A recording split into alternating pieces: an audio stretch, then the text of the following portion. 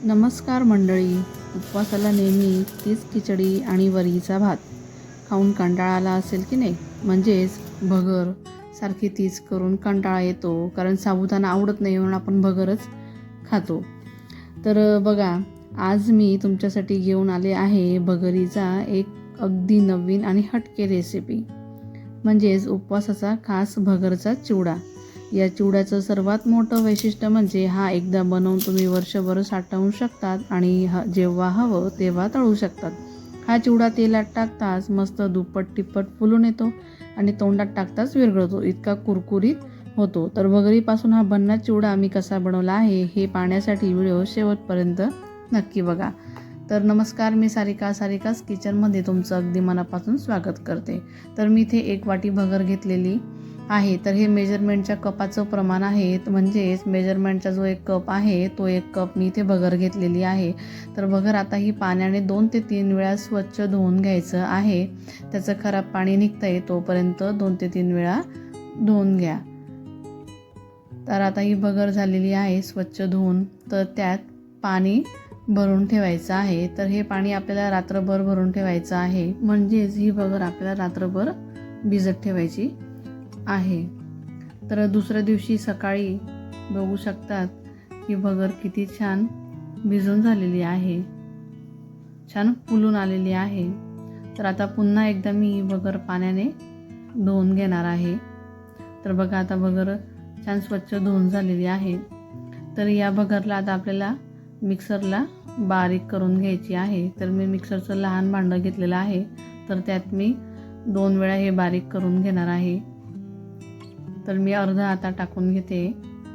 आणि या पूर्ण रेसिपीसाठी पाण्याचं प्रमाण किती लागणार आहे, पाणी किती लागणार आहे हे मी तुम्हाला सांगते. तर मी आता अगोदर 1 कप घेतलेलं आहे. तर हे तेच वाटीचं प्रमाण आहे.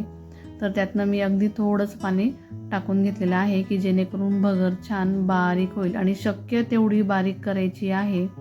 छान बारीक पेस्ट आपल्याला त्याची तयार करून घ्यायची आहे. त्यात भगर अजिबात राहायला नको. तर बघू शकतात किती छान बारीक करून झालेली आहे. तर अशा पद्धतीनेच आपल्याला भगर बारीक करून घ्यायची आहे. तर तुम्ही ज्या भांड्यात बनवणार आहे त्या भांड्यातच आपल्याला हे मिश्रण टाकून घ्यायचं आहे. म्हणजे ज्या भांड्यात तुम्ही पीठ तयार करणार आहे चिवड्याचं, तर त्याच भांड्यात टाकून घ्या. तर मी ते नॉनस्टिकचा कुकर घेतलेला आहे, म्हणजे जेणेकरून चिपकणार नाही आणि आपलं पीठही वाया जाणार नाही. तर मी आता राहिलेली भगर टाकून घेते. त्यातही थोडं पाणी टाकून मिक्सरला बारीक पेस्ट बनवून घेणार आहे. तर बघा, ती छान आता बारीक करून झालेली आहे. तर त्यालाही मी आता कुकरमध्ये टाकून घेते.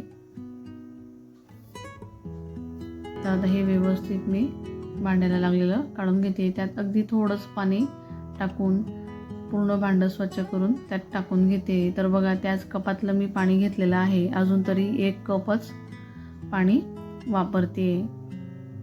तर मी आता यात ते टाकून घेते. बघा किती छान बारीक पेस्ट करून झालेली आहे. तर त्यानंतर आता लागणार आहे बटाटे. तर मी हे बटाटे शिजवून घेतलेले आहे. तर 1 कपमधलं पाणी अजून शिल्लक आहे. तर मी इथे अर्धा किलो बटाटे घेतलेले आहे. त्यांना छान शिजवून घेतलेले आहे. त्याचे साल काढून घेतलेत आणि असे जाडसर आपल्याला काप करून घ्यायचे आहेत, कारण त्याला मिक्सरला फिरवायचं आहे, म्हणून जाडसरच करा.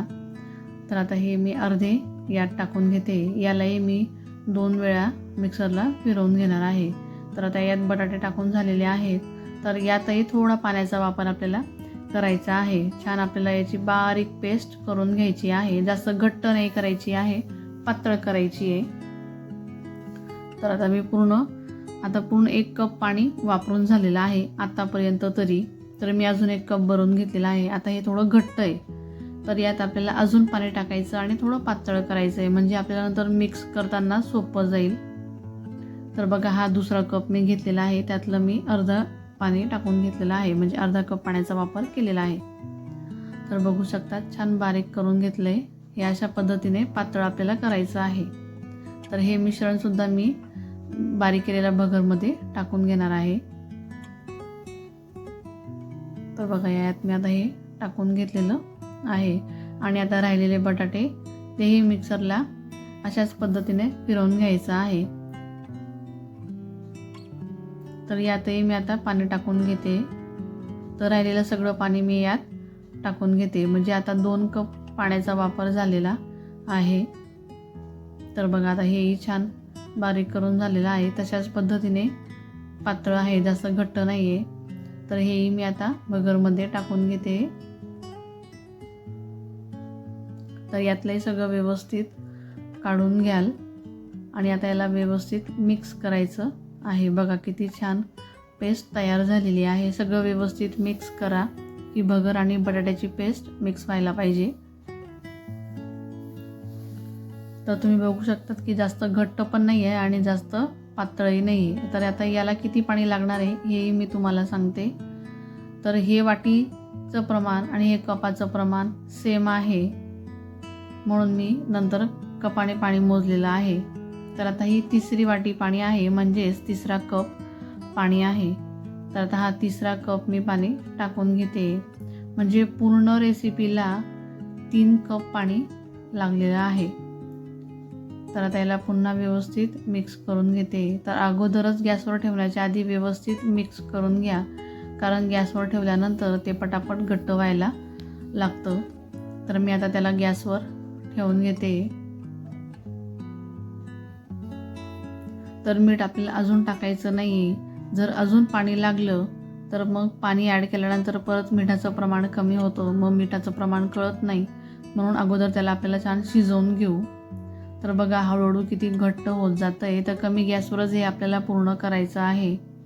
तर ही पूर्ण प्रोसिजर कमी गॅसवरच करा. तर याला पूर्णपणे व्यवस्थित आपल्याला शिजवून घ्यायचं आहे आणि एकसारखं त्याला ढवळत राहा, हलवत राहा की त्याच्या गाठी पडायला नको. तर बघा किती छान घट्ट झालेला आहे, छान क्रीमी तयार झालेला आहे. तर आता त्याच्यात आपल्याला पाण्याचा वापर करायचा नाही आहे. 3 कप पाणी बरोबर आहे. तर म्हणून मी यात आता मीठ टाकून घेतलेलं आहे.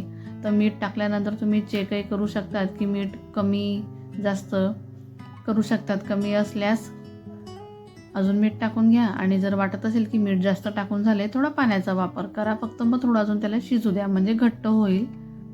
तर बघा कसलं छान घट्ट झालेलं आहे. जवळजवळ याला 10 ते 12 मिनटं छान शिजू द्या, कारण भगर शिजली तरच मग चिवडा छान खुसखुशीत तयार होईल आणि छान फुलून येईल. तर आता ते पीठ छान शिजून झालेलं आहे. तर मी त्याला एका भांड्यात काढून घेते आणि त्याला आपल्याला पूर्णपणे गार होऊ द्यायचं आहे, कारण गरम गरम टाकल्याने हाताला चटका लागेल. तर पातेल्यात काढलंय. तर मी आता आलेली आहे बाहेर. तर बाहेर मी एक खाटीवर टाकून घेते. तर हे ग्रीन नेट आहे वरती लावलेली, त्यामुळे थोडा हिरवा कलर दिसतोय, कारण ऊन एवढं आहे की उन्हात टाकणं शक्य नाही आहे. म्हणून नेट खाली खाट ठेवलेली आहे. त्यावर एक मी पिशवी कागद टाकलेला आहे, पॉलिथिन, त्यावर मी टाकून घेणार आहे. तर आता याला पूर्ण गार झाल्यानंतर व्यवस्थित अगोदर चमच्याने मिक्स करून घेतलेलं आहे. तर मी इथे पिशवीत बनवणार आहे. पिशवीत मी टाकून घेणार आहे. तुमच्याकडे जर पायपिंग बॅग असेल तर तुम्ही त्यात करा, पण मी आपलं जुगाडात करते. तर मी या बॅगमध्ये आता हे टाकून घेते. आता याला पूर्णपणे व्यवस्थित अर्धच भरा, पूर्ण फुल भरू नका, म्हणजे वरून बाहेर निघायचं. तर अगदी छोटंसंच त्याला कापा, जास्त मोठं कापू नका, म्हणजे छोटे छोटे छान असे मोत्यांसारखे पडतील. तर बघा या अशा पद्धतीने आपल्याला टाकून घ्यायचे आहे. छान असे एकसारखे पटापट टाकून होतात, अजिबात वेळ लागत नाही. तर अशाच पद्धतीने पूर्ण आपल्याला टाकून घ्यायचं आहे. तर याला सुकवायचं कसं, त्याची पद्धत कशी, हे मी तुम्हाला पुढे सांगते. तर बघा आता सगळेच टाकून झाले एकसारखे. त्याला 2 दिवस वाळून घ्यायचे आहेत. तर मी बनवलेल्या रेसिपीज तुम्हाला कशा वाटतात त्या कमेंट करून नक्की सांगा. व्हिडिओला लाईक करा, शेअर करा आणि प्लीज चॅनलला देखील नक्की सबस्क्राईब करा. तर बघा ज्या वेळेला कागदावर आपण असे टाकतो पायपिंग बॅगने, तर असे टाकल्यानंतर दिवसभर त्यांना उन्हात वाळवायचं. उन्हात वाळल्यानंतर संध्याकाळी घरात घ्यायचं, कागदासहित उचलायचं, बिनधास्त उचलायचं, ते अजिबात पडत नाही. तर असे असतात. घरात आणल्यानंतर संध्याकाळी त्याला असे पलटवायचे, एक एक असे करायचे. हे सगळे असे असतात. तर हे आपल्याला असे कागदावर लगेच पलटवायचे, इझी पलटून जातात ते. आणि रात्रभर ही साईड ओली असते तर रात्रभर फॅन खाली ठेवायचे, तर ते बऱ्यापैकी बरेच वाळवून जातात आणि मग दुसऱ्या दिवशी सकाळी त्यांना असे उन्हामध्ये वाळवून घ्यायचे आहेत. तर बघू शकता तुम्ही की किती छान ते वाळवून झालेले आहेत.